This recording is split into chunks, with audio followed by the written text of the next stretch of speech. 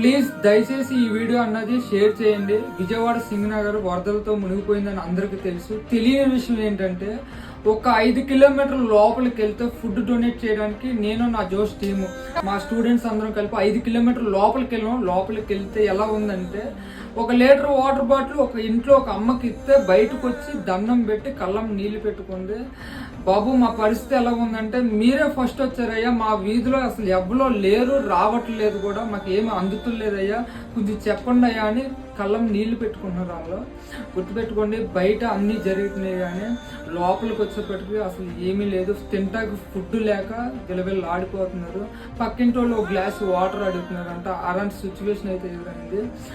నేను ఒకటే చెప్పాలనుకుంటున్నాను, ఒక 5 కిలోమీటర్ల లోపలికి 2-3 కిలోమీటర్ల లోపలికి వెళ్తాం లోపల మటుకి అసలు చాలా చాలా ఘోరమైన సిచ్యువేషన్ అనమాట.